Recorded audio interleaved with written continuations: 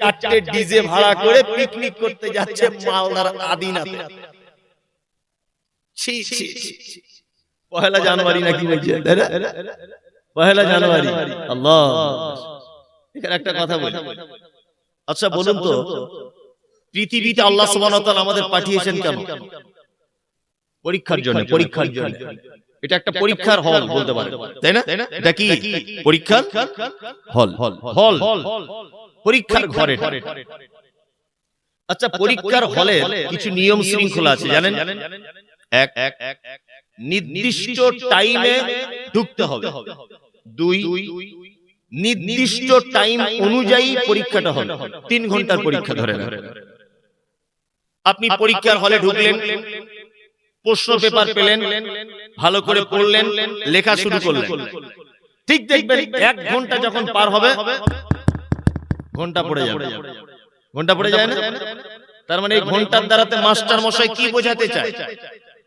একটা ছাত্রকে বোঝাতে চায় তোমার জীবনের মূল্যবান 3 ঘন্টা সময় থেকে 1 ঘন্টা সময় চলে গেল, আর আছে কতক্ষণ? 2 ঘন্টা। প্রশ্ন ভালো করে উত্তর দাও। আবার আর 1 ঘন্টা হলো, সতর্ক করে দেওয়া হলো তোমার জীবনের মূল্যবান 3 ঘন্টা সময় থেকে 2 ঘন্টা চলে গেল, আর থাকলো কয় ঘন্টা? 1 ঘন্টা। এই 1 ঘন্টাতে এখনো 5টা প্রশ্নের উত্তর দিতে হবে ধরে নেন। ঠিক যখন 59 মিনিট হয়েছে, পরীক্ষা শেষ, পরীক্ষা শেষ, তখনও 2টো প্রশ্ন লিখতে বাকি ছিল। আপনি যদি 1000 বার মাস্টারের পায়ে জড়িয়ে ধরে কাঁদেন আর বলেন আমাকে আর একটু সুযোগ দেন, আমি জানি, আমার জানা ছিল উত্তরগুলো, আমি শুধু লিখবো, আর সুযোগ পাওয়া যাবে? যাবে? যাবে না। আচ্ছা বলুন, আপনার জীবনে 50 বছর আপনি বাঁচবেন, 60 বছর বাঁচবেন, এটা আল্লাহ আপনার তকদিরে লিখে দিয়েছে কি দেয়নি? দিয়েছে। জানুয়ারি মাস প্রথম পড়লো মানে আপনাকে ভেবে নিতে হবে আমার 45 বছরের থেকে একটা বছর মাইনাস হয়ে গেল, আমি আর 44 বছর পেলাম। আপনার হয়ে গেছে এখন 50-60 বছর। যদি আপনার তকদিরে লেখা থাকে তাহলে আপনার আর হাতে টাইম আছে 10 বছর। এই ডিসেম্বর আর 1 জানুয়ারি আসছে মানে এই 1 বছর পার হয়ে গেল। আপনাকে সঙ্গে সঙ্গে ভাবনা চিন্তা করতে হবে যে এই 1 বছর আমি কতটা আল্লাহকে খুশি করতে পেরেছি, কতটা আমি পরীক্ষায় ভালো রেজাল্ট করতে পেরেছি, কতটা আমি যাকাত দিতে পেরেছি, কতটা আমি সাদাকা করতে পেরেছি, কয় ওয়াক্ত নামাজ পড়তে পেরেছি, কতটা আমি আল্লাহকে খুশি করতে পেরেছি। এই তদন্ত না করে ও 4টে ডিজে ভাড়া করে পিকনিক করতে যাচ্ছে মালদার আদিনাতে। ছি ছি ছি, তো লজ্জা শরম নাই? পহেলা জানুয়ারি পালন করছো তুমি? ছি ছি ছি, ইহুদি খ্রিস্টানদের তৈরি করা রীতিনীতি মুসলমান পালন করছে। আপনার জীবনের মূল্যবান 365টা দিন অতিবাহিত হয়ে গেল, অনুশোচনা হলো, অনুশোচনা হলো। শুনুন, কোন দিবস পালন করা শিরক চলবে না। কোন দিবস পালন করা কি শিরক? শুধু যে 1 জানুয়ারি পালন করা যাবে না তা নয়, শুধু যে 25শে ডিসেম্বর পালন করা যাবে না তা নয়, নবী দিবসও চলবে না। এটা মাথায় রাখবেন। আপনার আব্বার নামের মৃত্যু বার্ষিকীও চলবে না, আপনার বাপের নামে জন্মবার্ষিকী চলবে না, আপনার বেটার ওই হ্যাপি বার্থডে না কি বলছে ও চলবে না। কোন রকমের দিবস চলবে না। ইসলামে হাদিস এবং কোরআন অনুযায়ী 2টি মাত্র আমাদের দিবস, ঈদুল ফিতর, ঈদুল আজহা। একটা হচ্ছে ঈদ, একটা কুরবানি।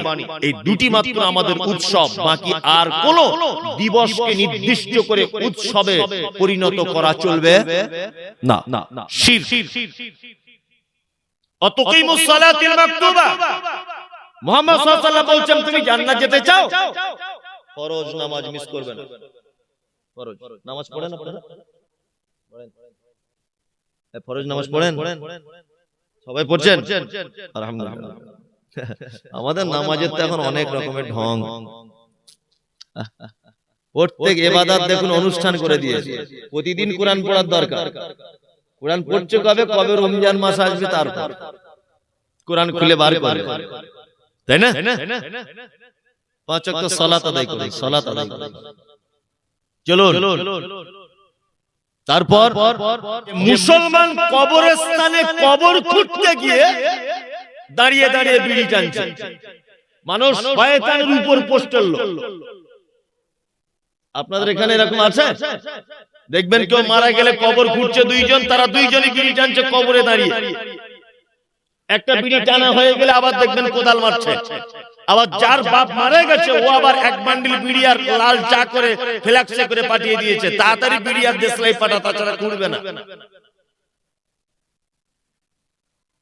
মানে এই ইবলিস শয়তানের উপরে পোস্টার লো। তাহলে এই জাতিকে আর হাদিস কোরআন দিয়ে জান্নাত জাহান্নাম দিয়ে বোঝানো যায়? এই কি আর পরিবর্তন করা যায়? যে কবরে ঢুকে খুঁড়তে খুঁড়তে বিড়ি পান করে, একে আর হাদিস কোরআন দিয়ে সোজা পথে আনা সম্ভব? বলুন সম্ভব? সম্ভব না। আল্লাহ আল্লাহ তুমি আমাদের সকলকে ডান দিকে হবা কিয়ামতের মাঠে তৌফিক দিও, বলুন আমিন। আমিন আমিন। আর বাম দিক থেকে তুমি আমাদেরকে বাঁচাও, বলুন আমিন। এবার আমি আপনাদেরকে কোরআন এবং হাদিস দিয়ে এটা বলবো যে ডান দিকে থাকতে গেলে কি করতে হবে, আর বাম দিকে যেতে গেলে কি কি করা লাগবে, আর আমরা কি কি করি। প্রথম বাম দিকেরটা বলি, তারপরে লাস্টে জান্নাতে যাওয়ারটা বলে দেব। তাহলে আমরা কোন দিকে বর্তমানে আছি এটা একটু পরীক্ষা করা যাক। আল্লাহ তাআলা বলছেন ওয়াইলুল লিকুল্লি হুমাযাতিল লুমাযা, দুর্ভোগ তাদের জন্য যারা মানুষের সামনে এবং পিছনে বদনাম করে বেড়ায়। এরা থাকবে কোথায়? বাম দিকে। কোথায়? আপনারা আলহামদুলিল্লাহ কেউ বদনাম টদনাম করেন না? করেন না তো? কারু বদনাম করেন? ও চায়ের দোকানে বসে 5 টাকার চা খায় আর 40 মিনিট পরের বইয়ের গল্প বলে। ওদিকে যাও, ভালো করে বুঝবেন। গ্রামে একটা লোক 2 তলা বাড়ি করেছে, তার চায়ের দোকানে বসে বসে বুড়ো মানুষ বলছে, আচ্ছা ও 2 তলা বাড়ি করলো কি করে? আরেকজন বুড়ো মানুষ তখন বলছে, আরে এমনি করেছে, কলকাতায় কাজে গিয়েছিল, 10 লাখ টাকা ঝেড়ে নিয়ে এসছে। ও ঝেড়ে নিয়ে এসছে, তোমার বাপ দেখতে গিয়েছিল? ওটা বলতে গেলে কেন টাকা ঝেড়ে নিয়ে এসছে? একজন স্ত্রীর স্বামী মারা গেছে, তার সে আধার কার্ড বা ডেথ সার্টিফিকেট তোলার জন্য বারবার মালদা যাচ্ছে কোন একটা কাজে। চায়ের দোকানে বসে বসে বলছে, কি ব্যাপার অমুকের বউ ঘন ঘন মালদায় যাচ্ছে। আরেকজন তখন বলছে, দেখো স্বামী তো অনেকদিন আগে মারা গেল, কোনো হয়তো দুর্ঘটনা ঘটাচ্ছে। ও যে দুর্ঘটনা ঘটাচ্ছে তুমি ধরেছ? তুমি ধরেছ? কোনদিন দেখেছ? সারা দিন লোকের বদনাম আর বদনাম। আচ্ছা এবার একটা কথা বলি, এখন বদনামের অনেক ক্যাপাসিটি আছে, ক্যাপাসিটি গুলো আপনাদের ধরাই। আচ্ছা বলুন তো দেখি, মসজিদে সুন্নত পড়া ভালো না সুন্নত বাড়িতে এসে পড়া ভালো? বাড়িতে। আল্লাহ নবী সাল্লাল্লাহু আলাইহি ওয়াসাল্লাম বলছেন, পৃথিবীতে যত জায়গা আছে, যত জায়গা, সবথেকে উত্তম জায়গা কোন জায়গা? মসজিদ, তাই না? কিন্তু আল্লাহ নবী বলছেন, আসসালামু আলাইকুম ওয়া রাহমাতুল্লাহ, আসসালামু আলাইকুম ওয়া রাহমাতুল্লাহ, আস্তাগফিরুল্লাহ আস্তাগফিরুল্লাহ আস্তাগফিরুল্লাহ, আল্লাহুম্মা আনতা সালাম, আল্লাহু আকবার, যত জিকির আছে করলেন। করার পরে কোথায় আসতে হবে? ফিরে। বাকি সুন্নাত কোথায়? বাড়িতে। তা আল্লাহ নবী সাল্লাল্লাহু আলাইহি ওয়াসাল্লাম মারাত্মক জ্ঞানী লোক ছিলেন, ছিলেন না? তা পৃথিবীর এত দামি জায়গায় বাকি সুন্নতটা না পড়তে বলে কোথায় পড়তে বলছেন? কেন বাড়িতে বলছেন কেন? তিনিও জানেন যে সুন্নতের পরে যদি বসার সুযোগ দেওয়া হয়, তা বয়স্ক লোকেরা মিলে পরনিন্দা, গীবত আর ঝগড়া মারামারি, এর বউ ওর বেটির গল্প করবে। দেখুন বর্তমানে তাই হচ্ছে। এইরকম করে ঠ্যাং লম্বা করে দিয়ে 4 জন বুড়ো বসে বসে গল্প করছে। বলছে কি ব্যাপার বলতো, আমাদের ফটিকের কি খবর, অমুকের বেটার কি খবর, অমুকের বেটির কি খবর, আর মসজিদের পাখা চলছে। এরকম লোক আপনাদের মালদাতে নেই, আমাদের ওদিকে আছে। কি বললাম বুঝলেন? সারাদিন মসজিদে আপনি বসুন, এতে আমাদের কোনো আপত্তি নেই। তাসবিহ করুন, তাসবিহ করুন, কোরআন তেলাওয়াত করুন, দোয়া পড়ুন, আপনি নিজে দোয়া করুন, মসজিদে বসে থাকুন, কোনো সমস্যা নেই। ও নামাজের পরে পরে মসজিদে বসে মসজিদের পাখা চালিয়ে পরের বদনাম করছে, গীবত পরনিন্দা করছে। এরকম লোক দেখতে পাওয়া যায় না? যায় তো? একদম। ইমাম সাহেব ভাইদেরকে কড়া ব্যবস্থা নিতে হবে, কড়া ব্যবস্থা। নামাজ শেষ, সঙ্গে সঙ্গে মসজিদ থেকে বেরিয়ে যেতে হবে, বাড়ি গিয়ে সুন্নত পড়ুন, কোনো গল্প করার সুযোগ দিবেন না। আর ইমাম সাহেবদেরকে বলছি, আপনারা একটা লোক চিনে রাখুন, যে লোকটা দেখবেন নামাজ পড়ি আপনার ঘরে ঢুকে গল্প করছে, কোনদিন যদি আপনার চাকরি চলে যায় ওই লোকটার জন্য আগে যাবে, এটা মাথায় রাখবেন। ওই লোকটার জন্য আপনার চাকরি আগে যাবে। ওই জন্য অতিরিক্ত গীবত পরনিন্দাতে আমরা যুক্ত হব না। যদি হয়ে যায় তাহলে আমার থাকার জায়গা কোথায়? জাহান্নাম, বাম দিকে। এবার আপনাদেরকে আমি একটা কথা বলবো, গীবত কাকে বলে? গীবত কাকে বলে? পরনিন্দা কাকে বলে? আল্লাহ এখানে শব্দ ব্যবহার করছেন যারা মানুষের সামনে গীবত করে আর যারা পিছনে গীবত করে। আমরা এতদিন জানি পিছনে কথা বললে গীবত হয়, সামনে কথা বললে কেমন করে গীবত হয়। আল্লাহ নবী সাল্লাল্লাহু আলাইহি ওয়াসাল্লাম বলছেন, তুমি তোমার ভাইয়ের ব্যাপারে এমন কথা বলো, তোমার ভাইয়ের ভিতরে সে কাজ আছে, তারপরেও তোমার ভাই কষ্ট পায়, এর নাম গীবত। আপনাদের মসজিদে আমি জলসা করতেছি, একটা ভালো ঘড়ি ছিল, চুরি করে নিয়েছি। এখন ধরে নেন চুরি করে নিয়েছি। চুরি করার পরে কেউ দেখতে পায় না, আব্দুল্লাহ দেখতে পেয়েছে। চায়ের দোকানে বসে আছি আমি, তা আমাকে 20 জনের সামনে আব্দুল্লাহ বলছে, আপনি যে ঘড়িটা চুরি করলেন এটা কি ঠিক হলো? আচ্ছা বলুন তো, এই কথাটা শোনার পরে আমার লজ্জা লাগবে কি লাগবে না? লাগবে। এইটার নাম গীবত। এটার নাম কি? গীবত। তুমি যদি মুমতাজুলের ভুলটাকে যদি ছুপিয়ে রাখতে, তুমি যদি মুমতাজুলের এই পাপটাকে যদি গোপন করে দিতে, তুমি যদি মুমতাজুলের এই অপরাধকে গোপন যদি করে দিতে, তোমার এরকম অসংখ্য পাপ আল্লাহ কিয়ামতের মাঠে গোপন করে দিত। মুমতাজুলকে চায়ের দোকানে বদনাম করে 20 জনের সামনে ছোট করেছো, কিন্তু তুমি যে জলসা শুনতেছে অমুকের মেয়ের হাত ধরে রাস্তায় ঘুরেছিলে, কেউ দেখতে পায়নি, সেই মেয়েটা তুমি ছাড়া। আল্লাহ কিয়ামতের মাঠে লক্ষ কোটি মানুষের সামনে বলে দিবে, তুমি যে মুমতাজুলের দোষ খুলে দিয়েছিলে, তুমি যে অমুকের মেয়েকে নিয়ে অমুক জায়গায় ঘুরেছিলে, কেউ জানতো না, আমি আল্লাহ আজকে প্রকাশ করে দিলাম। লস হলো না লাভ হলো? হ্যাঁ, লস। গীবত যেটা মানুষের সামনেই করা হয় কিন্তু সে লজ্জা পায়, তার নাম গীবত।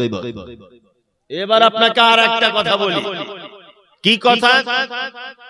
পৃথিবীতে যত পাপ আছে প্রত্যেক পাপের ক্ষমা পাওয়ার রাস্তা আছে।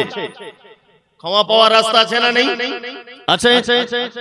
কোটি কোটি টাকার কোটি কোটি টাকা সুদ খেয়েছেন, আপনি ক্ষমা চান, আল্লাহ ক্ষমা করে দিবেন। 30 বছর নামাজ পড়তে পারেননি, আপনি ক্ষমা চান, ক্ষমা করে দিবে আল্লাহ, কোনো সমস্যা নেই।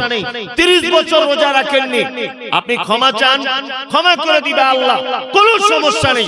পৃথিবীতে একটা মাত্র পাপ আছে, দোয়া করলেও ক্ষমা হয় না, তার নাম কি বলুন তো? গীবত। গীবত পরনিন্দা। শিরিক দোয়া করলে ক্ষমা হয়, শিরিক দোয়া করলে ক্ষমা হয়। পৃথিবীতে একটা পাপ আছে, গীবত। আপনি আপনার ছোট ভাইয়ের নামে একটা বদনাম করেছেন, চায়ের দোকানে বসে একটা লোকের ব্যাপারে একটা কথা বলেছেন, ইমাম সাহেবের ব্যাপারে দুর্নাম করেছেন। কিয়ামতের আগের দিন পর্যন্ত যদি আল্লাহ আপনাকে হায়াত দেয় আর একভাবে যদি দোয়া করেন, এক দিনের দোয়া কবুল হয়ে ওই পাপ ক্ষমা করা হবে না। পৃথিবীতে এক ভয়ঙ্কর পাপ, তার নাম গীবত। আপনি হজ করতে গেছেন, কাবায় ধরে ক্ষমা চাইছেন, আল্লাহ অমুকের নামে বদনাম করেছিলাম, ক্ষমা করে দাও, ক্ষমা নাই। কাবা থেকে 5 লাখ টাকা খরচা করে বাড়ি আসতে হবে, ক্ষমা নাই। তাহলে আপনি কি করবে এখন? আমি তো একটা লোকের গীবত করে ফেলে দিয়েছি, কি করবে এখন? আল্লাহ নবী সাল্লাল্লাহু আলাইহি ওয়াসাল্লাম তিনি বলেছেন, তুমি তোমার ভাইয়ের যে জায়গায় বসে গীবত করেছো, ওই গুনাহ যদি তুমি মাফ পেতে চাও, তাহলে আশা করা যায় ওই জায়গাতে বসে তুমি তোমার ভাইয়ের বেশি করে সুনাম করো, তার ব্যাপারে ভালো দিকগুলো বর্ণনা করো, আল্লাহ চাইলে তোমার পাপ ক্ষমা করে দিতে পারে। যে চায়ের দোকানে বসে আপনি আপনার ভাইয়ের বদনাম করেছেন, ওই চায়ের দোকানে আবার বলুন না না না না মফিজুল খুব ভালো ছেলে, ও খুব পরেশগার লোক, ওর মতো ছেলে হয় না, ওর মতো ছেলে হয় না, ওর শুধু সুনাম করুন, শুধু নাম করুন, তাহলে দেখবেন আপনার পাপ আস্তে আস্তে কি হবে, ক্ষমা করে দেওয়া হবে। এইবার আপনাদেরকে আমি আর একটা কথা বলি, মমতাজুল সাহেব গীবত করলে কত বড় পাপ, এর গুনাহ কেমন।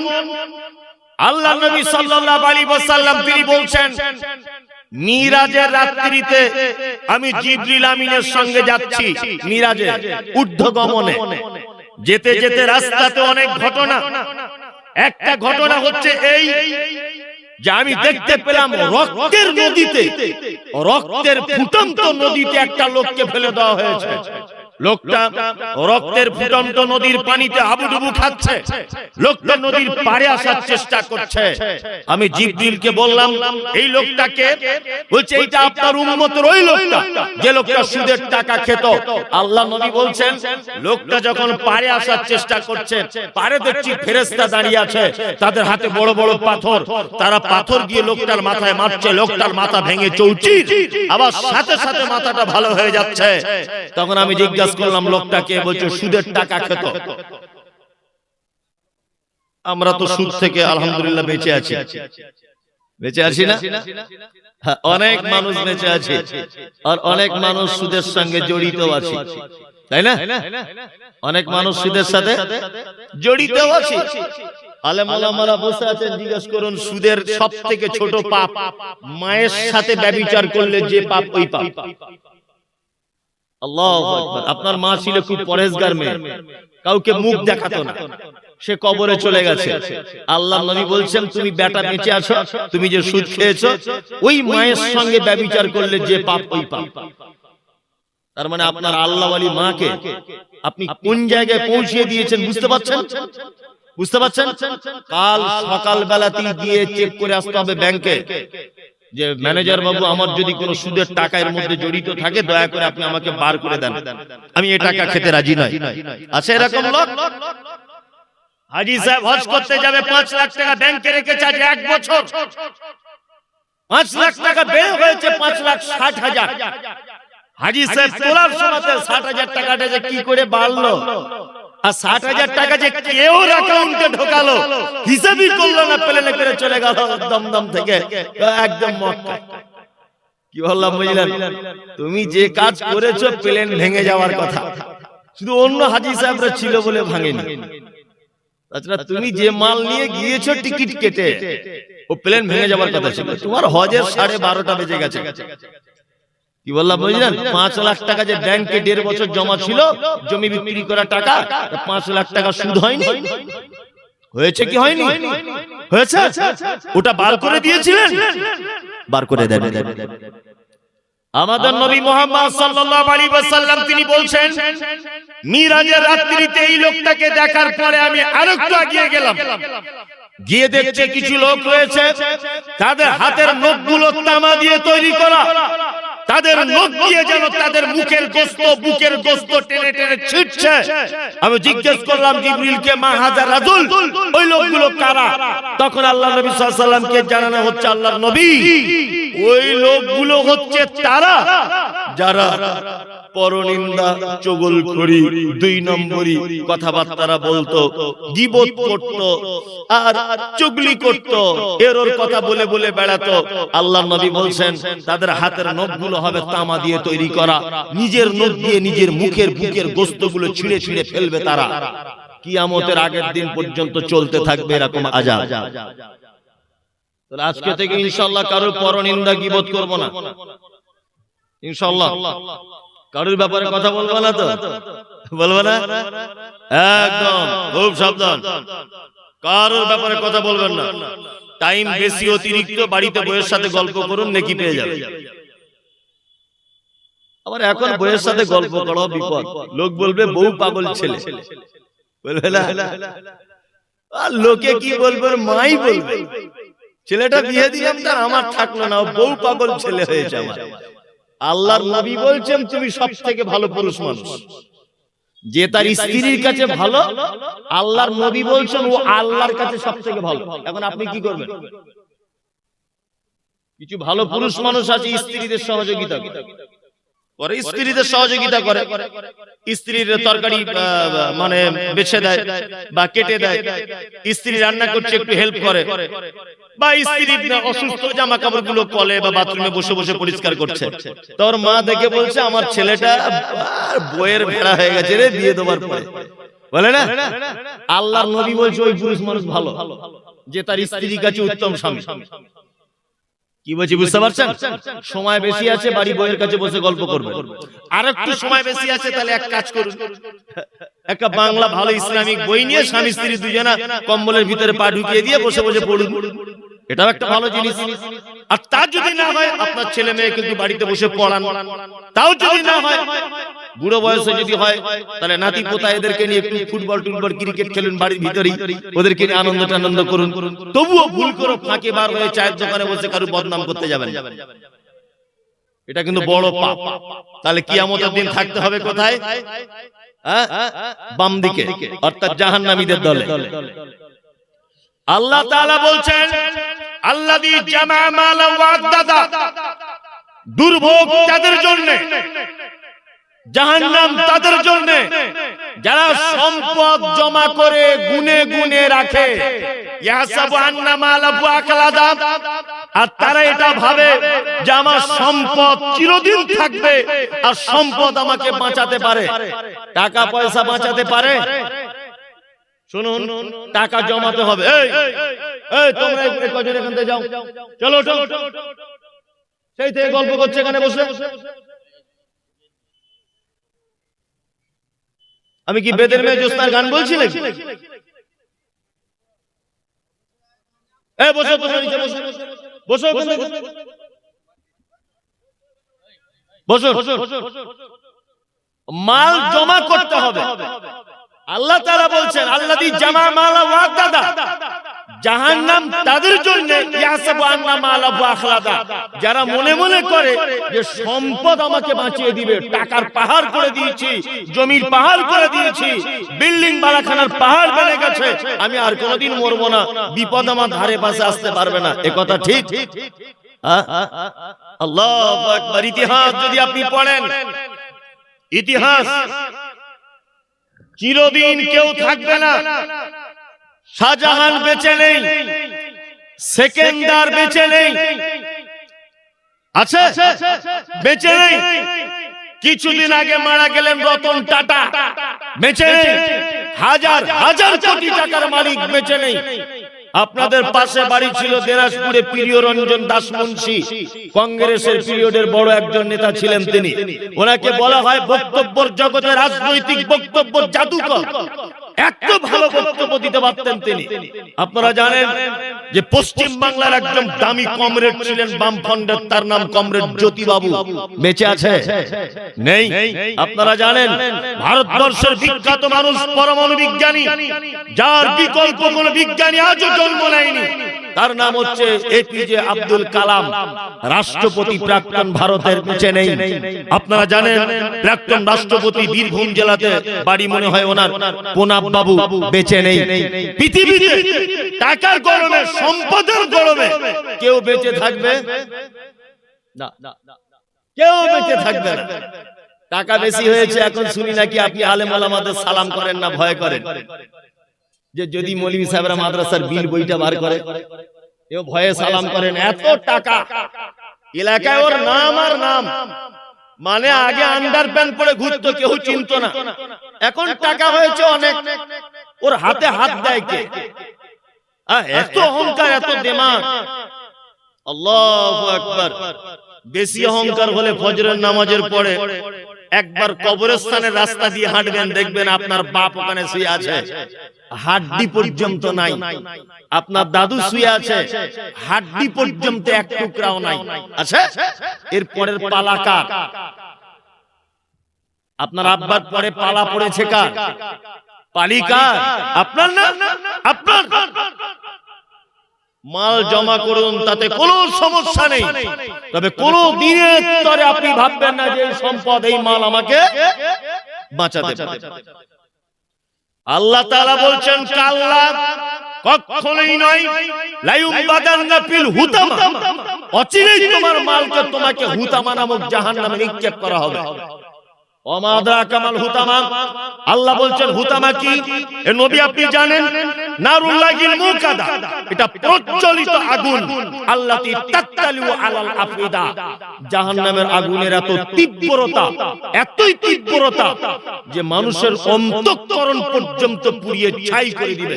ইন্নাকা আলাইহিম মুসাদা, আল্লাহ বলছেন জাহান্নামীদেরকে বাঁধা হবে ফি আমাদিম মুমাদ্দাদা, আগুনের তৈরি করা থাম্বাতে। এখানে কয়েকটা কথা বলি। আসলে মুমতাজুল ইসলাম মানি এখন সোশ্যাল মিডিয়াতে হয়ে গেছে বিতর্কিত লোক। আমি যে কথা বলিনি ওটাও যোগ করে ছেড়ে দিচ্ছে, আবার কোন কথা হয়তো বলতে বলতে একটা মিস হয়ে গেছে। আমি তো মানুষ, প্রতিদিন প্রোগ্রাম করছি, প্রতিদিন আমি 1000 যদি এখানে কথা বলি, একটা কথা ভুলও বলে ফেলতে পারি, আমি তো মানুষ। এই যে যারা ক্যামেরা আছে দেখতে পাচ্ছেন না, এদের কাজই হচ্ছে ওই ভুলটা আগে ছাড়বে। কি বললাম বুঝলেন না? মোবাইলে দেখতে পাচ্ছেন এখন আল্লাহকে এক বলা যাবে কিনা, দেখতে পেয়েছেন কেউ? আচ্ছা বলুন তো, একটা বাচ্চা ছেলেও তো জানে আল্লাহ এক, এটা জানে তো? একটা দুধের বাচ্চাও তো জানে আল্লাহ এক, জানে কি জানে না? জানে। তাহলে আমি মুমতাজুল ইসলাম, আমার বয়স হয়ে গেল, আমি মানে এতটা, আর আমি পড়াশোনা করে মাদ্রাসায় পড়ে জেনারেল লাইনে পড়ে আমি বুঝতে পারলাম না আল্লাহ কয়জন। আসলে কোন একটা কথা প্রসঙ্গে বলেছি, কোন একটা জিনিস বোঝাতে গিয়ে বলেছি যে আল্লাহকে এক বলা যাবে না, কোন একটা অ্যাঙ্গেল দিয়ে বোঝানোর জন্য, সেইটা জুত করে কেটে সোশ্যাল মিডিয়াতে ভাইরাল করে দিল, আমার মা বোন উদ্ধার করে দিচ্ছে, গাল দিয়ে দিয়ে। কোন এক জায়গায় বক্তব্য রাখতে গিয়ে বলেছি যে মৃত্যু মানুষের চারিদিকে বসে দুলে দুলে কোরআন পড়া বেদাত। এই মৃত্যু মানুষের পাশে এইটাকে কেটে দিয়ে কোরআন পড়া বেদাত, এইটা ছেড়ে দিয়েছে। ওই জন্য আপনাকে বলছি, মোবাইলে কোনো জিনিস দেখে কাউকে কিছু মনে করবেন। মোবাইলে আমরা এটাও দেখতে পাচ্ছি যে হাসিনার কোলে বাচ্চা, নরেন্দ্র মোদী পাশে শুয়ে আছে, এরকম ভিডিও দেখতে পান না আপনারা? এটা কি সত্যি? মোবাইলে দেখতে পাওয়া যায় এড়ে গরুর দুধ হচ্ছে 12-13 কিলো করে, ছেলেদের পেট থেকে বাচ্চা হচ্ছে, মোবাইলে দেখাচ্ছে। এগুলো কি সত্যি? একটা হাঁসের 24টা পা, একটা গরুর 22টা পা, এসব এডিটিং মিথ্যা। কি বললাম বুঝলেন? মোবাইল এখন মানে মিথ্যার বড় একটা যন্ত্র। আর আমরা মুসলমানরা তো খুব আবেগী, খুব আবেগ, মানে একটু যদি কিছু হয়। একজনা মোবাইলে পোস্ট করেছে, এটা হচ্ছে এই হাঁড়িটা মা ফাতেমার হাঁড়ি, তা ওখানে মুসলমানরা কমেন্ট করছে সুবহানাল্লাহ, আলহামদুলিল্লাহ, নারে তাকবীর, আল্লাহু আকবার, ওরে বাবা মা ফাতেমার হাঁড়ি। এই বোকার বেটা, কোথায় কমেন্ট করতে হয় বুঝো? বুঝো তুমি কোথায় কমেন্ট করতে হয়? মা ফাতেমা থেকে 1500 বছর আগে চলে গেছে পৃথিবী ছেড়ে। 1500 বছর আগে তোমার কোন বাপের ক্যামেরা আবিষ্কার হয়েছিল যে ওই ক্যামেরাতে ফাতেমার হাঁড়িটা ধরেছিল? তোমার কোনো সেন্স নেই, গোবর ভরা আছে তোমার। তুমি ওখানে আল্লাহু আকবার আর নারে তাকবীর লিখতে গেলে কমেন্টে মিথ্যা কথাটা। ও তার চ্যানেল চালানোর জন্য যুক্তি করেছে, কিছুই নয়। বলছে এটা আল্লাহর নবীর চুল মোবারক।